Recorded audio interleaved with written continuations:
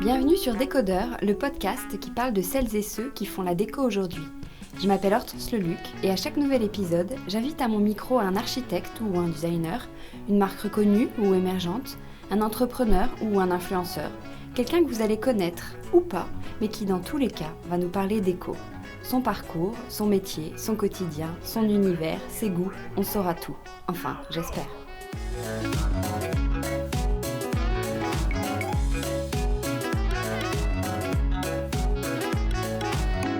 Depuis quelques années, c'est la folie des papiers peints, et s'il y a bien une petite marque qui a sorti son épingle du jeu, c'est Peppermint.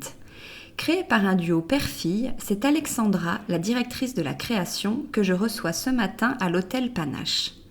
Sous son impulsion, Peppermint crée des revêtements muraux tour à tour graphiques, rétro, féminins juste ce qu'il faut et parfaitement dans l'air du temps.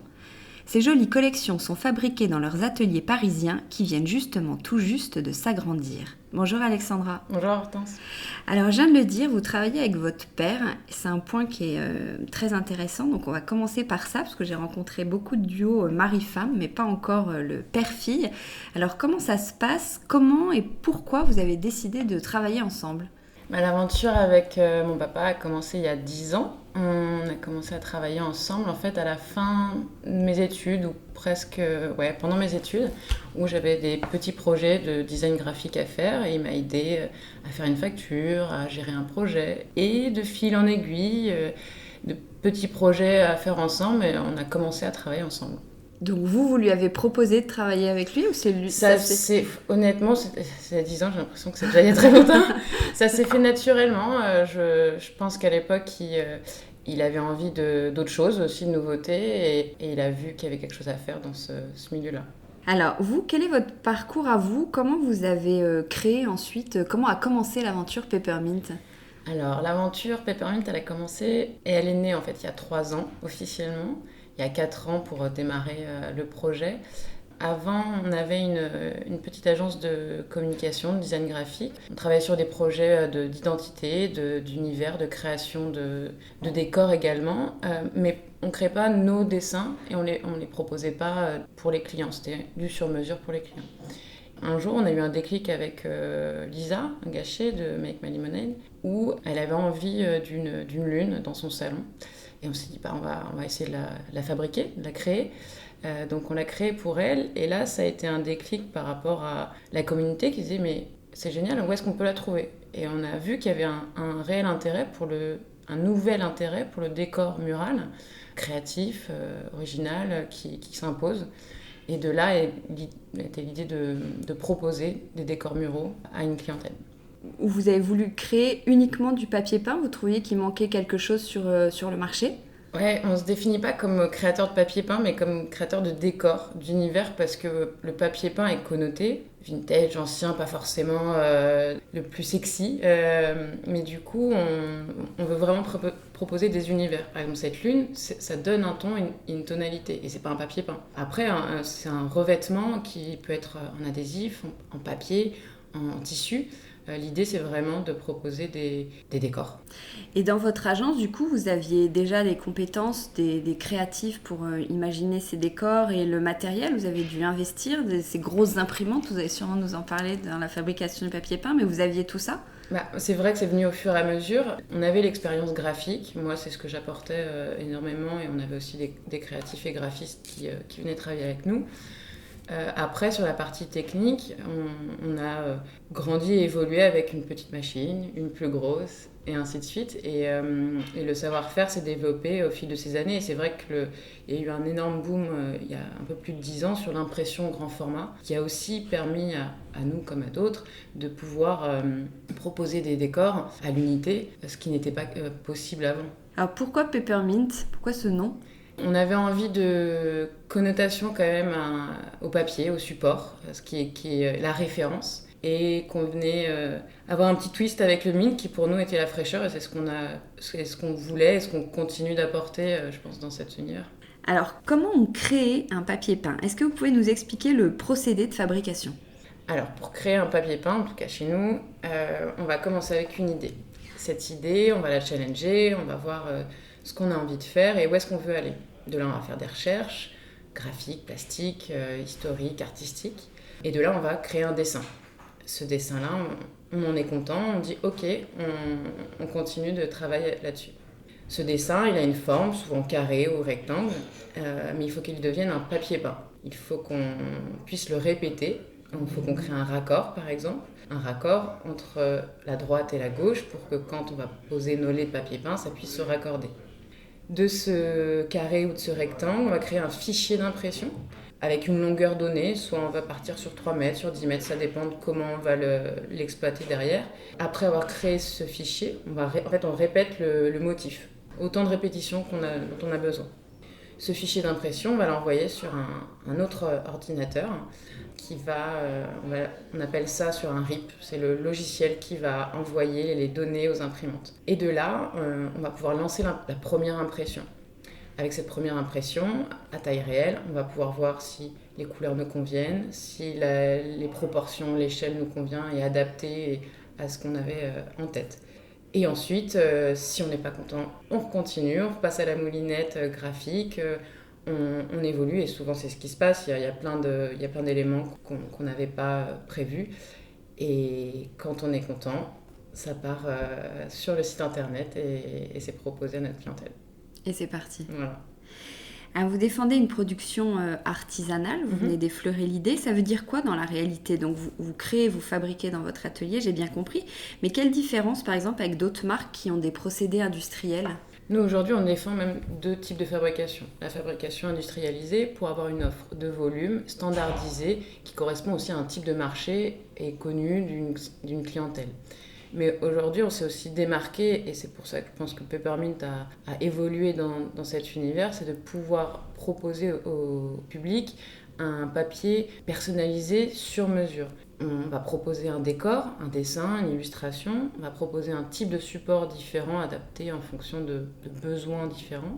Et on va aussi proposer la dimension, l'adaptation à la taille du mur ou d'une pièce. Et de là, on peut aussi aller jusque du sur-mesure complet. On peut créer un dessin. On a différentes demandes de ce type-là. Voilà, donc on peut aller du personnalisé au sur-mesure. Et aujourd'hui, dans nos ateliers, on fait de l'impression numérique, grand format, qui est fait manuellement, artisanalement.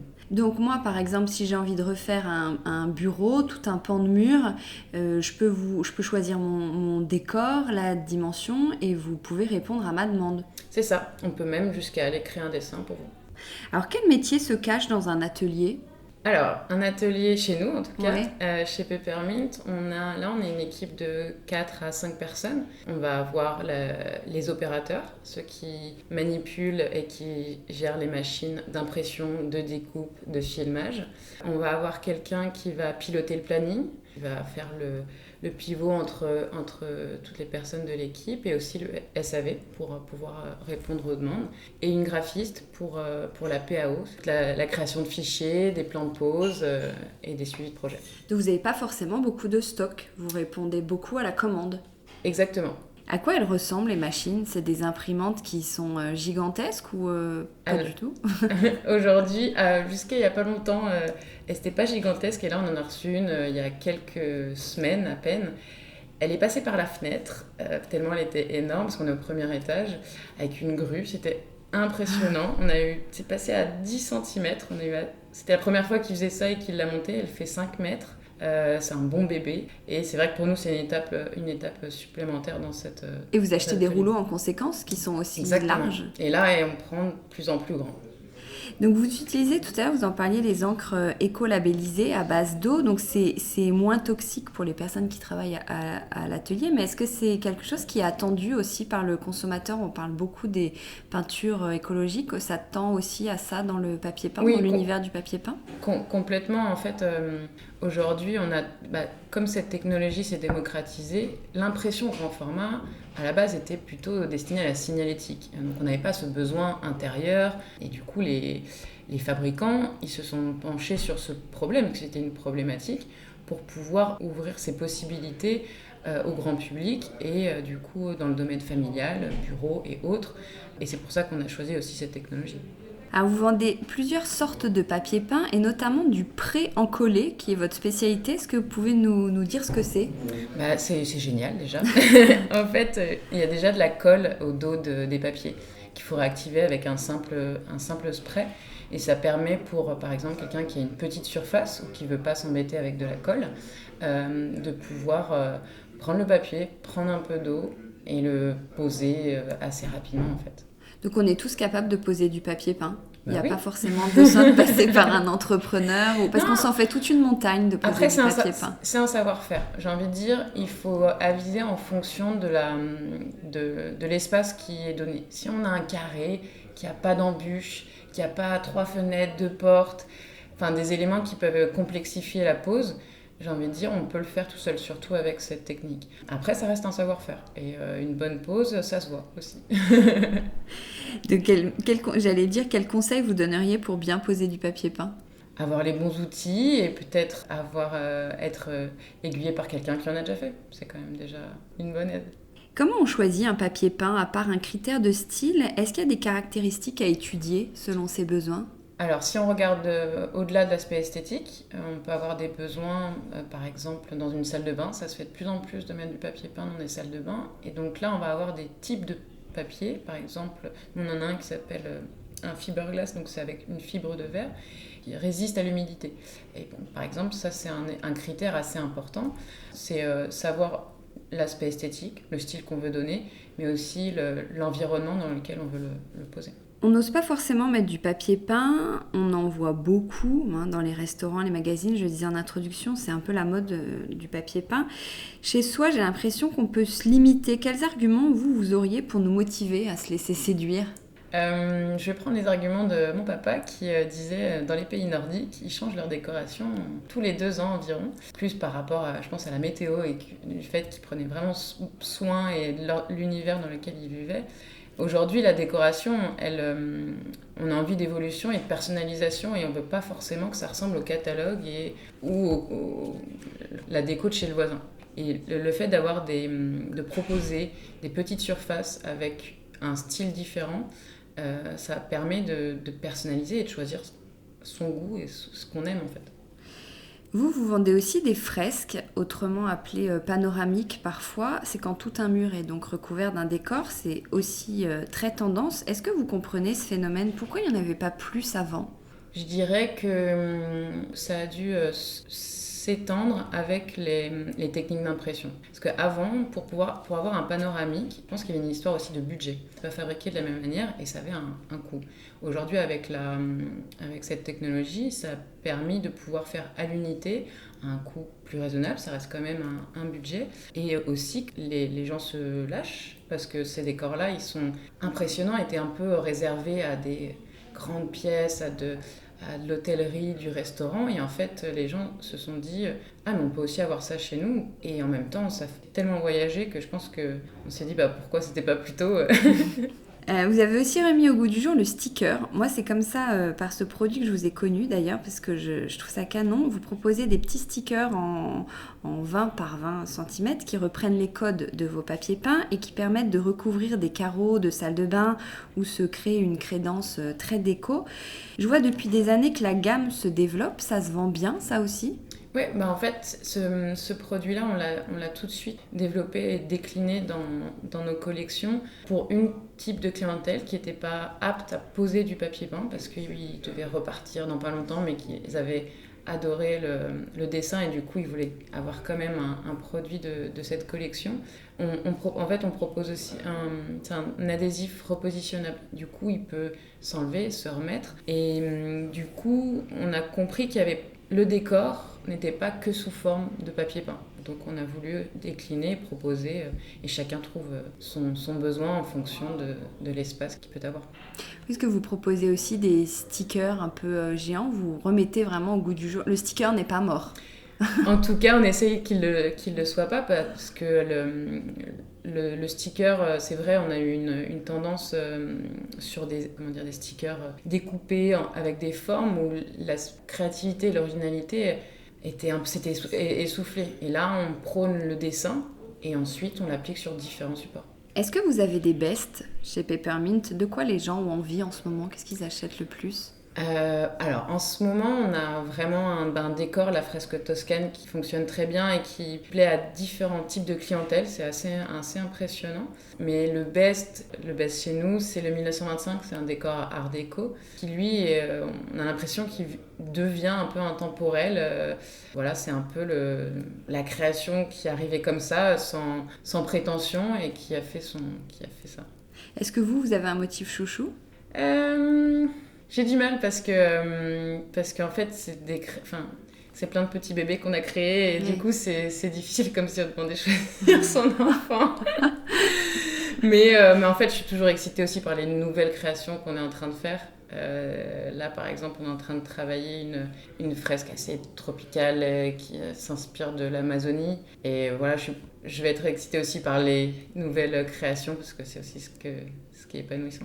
Donc justement, en termes de création, comment maintenant on crée un motif? Comment vous faites? Quel est le procédé créatif? C'est ce que je disais tout à l'heure. On va d'abord échanger sur l'idée, sur l'envie. On travaille nos décors par les envies. C'est-à-dire qu'on va se réunir, on dit bon, on a envie de faire quoi? Il y a certaines idées qui vont être plus retenues que d'autres. Et de ces idées-là, on commence à travailler les recherches graphiques, plastiques et les inspirations. On essaye de puiser dans tout ce qui peut nous entourer. Moi, j'adore l'aspect plastique des choses, les matières, mais en même temps des références artistiques, historiques qui permettent d'enrichir son catalogue. De toutes de ces inspirations, je ne sais pas comment dire, on va faire un mélange, un mix, et on va en créer soit une forme, soit une illustration. Et c'est vous dessinez? Moi, je dessine les dessins. Je travaille, maintenant que l'équipe grandit, j'ai des graphistes avec qui je travaille en interne. Et j'ai aussi mon chéri qui dessine. Je le pousse à dessiner sur les grandes fresques. Donc, par exemple, pour les fresques, on travaille ensemble sur la maquette. On va la dessiner. Et ensuite, je lui donne le bébé pour qu'il puisse dessiner et continuer l'illustration. Vous parliez d'inspiration. D'où viennent vos influences? J'ai l'impression que je collecte des images tout au long de ma vie. Et à un moment, ces images, elles ressortent. Mais je ne saurais pas dire quel est le processus. Mais vous les avez dans votre tête, les images, ou oui, vous déchirez les pages de magazine? Ouais, souvent, je prends en photo avec mon téléphone, je dis tiens, j'aime bien. Et je sais pas, je le garde quelque part. Souvent, c'est numérique, mais après même de mémoire, je me dis j'ai vu cette forme et j'avais fait un dessin comme ça, je m'étais baladée à Venise et il y avait des grilles avec une forme et c'était magnifique et je me dis mais faut que cette forme elle puisse être traduite autrement et voilà, ça peut venir comme ça. Et votre palette de couleurs?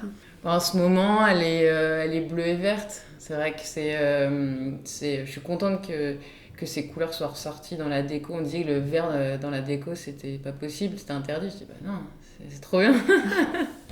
Vous vendez aussi des tissus avec les motifs des papiers peints. Vous avez envie de vous diversifier ou ce sont des demandes que vous avez eues?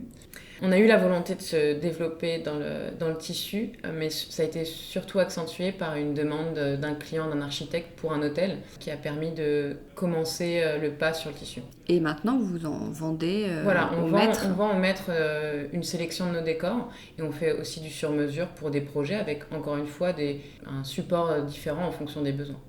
Et vous avez aussi une collection maison, j'ai vu, avec quelques coussins, miroirs. Vous avez envie d'aller vers ça aussi? L'idée, c'est qu'on propose souvent des ambiances qui vont avec nos papiers peints et le public, il a envie de conseils et d'être aiguillé dans une sélection. Donc on essaye d'apporter aussi l'environnement, l'ameublement ou la petite décoration qui peut matcher avec les décors. Alors pour imaginer encore mieux vos journées, on va inventer une semaine type ensemble avec des créneaux où vous pourriez imaginer ce que vous seriez en train de faire à ce moment-là. Par exemple, que faites-vous le lundi à 14h? Alors le lundi à 14h, souvent c'est le jour des réunions et des points pour pouvoir bien lancer la semaine. Souvent je passe à l'atelier pour m'assurer avec les équipes des objectifs, des productions à faire ou s'il y a des imprévus et comment on peut fixer ça pour la semaine. Le mardi à midi. Mardi à midi, on est en train de parler des nouvelles gammes, des nouveaux produits ou des produits en cours ou éventuellement une opération ou un salon qu'on doit préparer. Le mercredi à 15h. Alors, le mercredi à 15h, je pense qu'il est normalement prévu pour la création, mais souvent il y a quelque chose qui vient perturber la semaine et c'est plutôt on gère l'activité du moment. Le jeudi à 20h. Alors, moi je fais pas mal de sport, je fais du softball. C'est quoi du softball? C'est comme du baseball, mais c'est du softball, c'est-à-dire qu'il y a quelques règles différentes, la balle, donc je suis au sport. Le vendredi à 11h. Et le vendredi à 11h, on essaye de boucler la semaine dans le sens de s'assurer qu'on a fait tout ce qu'il fallait faire et projeter pour la semaine d'après. J'en reviens à la relation avec votre père. Quelle est la répartition de vos rôles?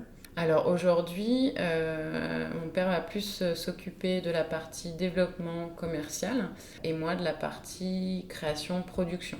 Même si tout ce qu'on fait, on le partage, on l'échange. C'est vrai qu'on coopte et on co-décide vraiment tous les deux sur tous les sujets. Après, on a plus notre domaine de prédilection. Mais vous êtes associés? Oui, complètement. Donc il n'y a pas de rapport hiérarchique entre vous? Non, souvent il dit c'est moi la chef, hein, pour rire, mais on est vraiment associés tous les deux au même niveau. Ouais, et vous, comment vous ferez votre place de fille? Ça change rien? Si, ça change certainement quelque chose. Après, j'ai l'impression que ça fait 10 ans qu'on travaille ensemble et ça fonctionne parce que on parle, on discute, des fois on n'est pas d'accord et on doit se mettre d'accord. Et on avance comme ça et je pense que c'est pour ça que ça fonctionne et on a confiance en nous, donc en l'un, en l'autre, en nous.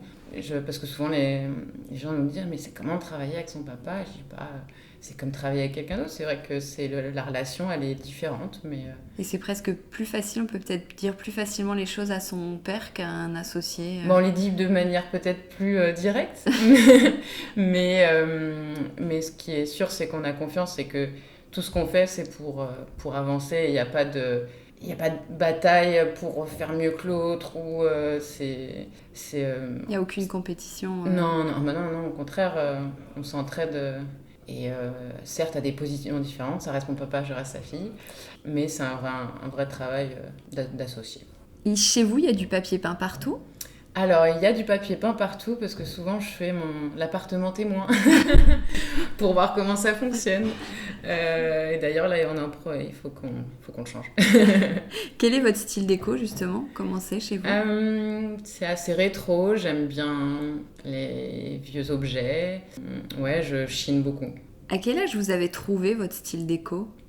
Je dirais il y a une dizaine d'années. Je pense que mon appartement, ça fait 5 ans que je vis avec mon amoureux. Il a toujours été un peu comme ça, avec plein de petites choses partout. Lui, je crois qu'il aimerait bien que ce soit tout blanc. mais c'est vrai que je suis attachée à l'artisanat, aux objets. Quelle est la pièce que vous préférez chez vous? Est-ce qu'il y a un petit endroit qui vous ressemble ou dans lequel vous vous sentez particulièrement bien? Le salon. Parce qu'il ressemble à quoi? À une brocante. Il y en a partout et du coup j'aime bien et on est sous les toits, on est bien. Vous changez souvent votre déco? Non. J'apporte au fur et à mesure des pièces, soit ça peut venir d'un voyage, soit ça peut venir d'une balade, soit aussi j'ai pas mal d'amis qui créent, donc du coup il n'y a pas d'unité, mais c'est ce qui nous ressemble. Quel est votre dernier achat déco? Alors, le dernier achat, un grand tapis pour le salon, tout vert, assez 70s. C'est osé, mais j'aime bien. J'allais dire, le plus fou que vous ayez fait, c'est ce tapis, non? Il pourrait être dans le top 3. Ouais, je vais le mettre. Et un achat que vous regrettez? Je dirais le placard. Pas très joli, le placard. Et celui dont vous rêvez? Je rêve... j'en rêve pas, en fait. J'en rêve pas. Non, j'ai pas de... Je suis bien là. Est-ce qu'il y a des figures de la déco ou du design que vous admirez? Moi, par exemple, c'est pas en ce moment, mais il y a l'exposition Vasarely et il m'a toujours impressionné. C'est la technique, le savoir-faire et ce qu'il arrive à créer avec sa peinture. Vous avez un métier qui est créatif. Est-ce que vous préférez travailler donc avec de la musique, des podcasts ou rien du tout? Dans un premier temps, j'aime bien être dans le silence pour la réflexion, vraiment. Et après, quand on est sur vraiment l'illustration, le dessin et qu'on doit vraiment créer. Et là, j'aime être dans le bruit, qu'il y ait des gens avec qui je puisse aussi parler et la musique joue beaucoup. Alors on va terminer avec les questions à Watt 1000. Question à 47 €, le prix d'un pot de peinture Peppermint et Mercadier. On n'en a pas parlé, mais c'est ce que vous proposez aussi. Il y a des expressions emblématiques pour la pose du papier peint et de la peinture. Alors vous, est-ce que vous préférez maroufler ou dégager les angles? Maroufler, c'est trop bien de chasser les bulles. Question à 59 €, le prix d'un rouleau Freda Peppermint. Donc c'est la grande mode d'habiller les murs avec du papier peint, de la peinture, des cadres. Et vous, au sol, vous êtes plutôt team parquet, moquette, tapis? Parquet. Question à 65 €, le prix pour une place de concert. J'ai honte de cette question, mais je suis obligée de vous la poser. Vous vous appelez Alexandra Bruel. Est-ce que vous connaissez Patrick Bruel? Pas encore. Merci beaucoup, Alexandra. Merci.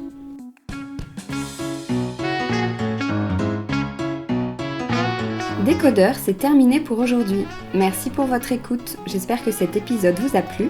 N'hésitez pas à vous abonner à ce podcast, à laisser un commentaire sur iTunes ou sur la plateforme que vous utilisez, à suivre Décodeur sur Instagram, bref, à me faire des retours et surtout à en parler autour de vous. Merci et à la semaine prochaine.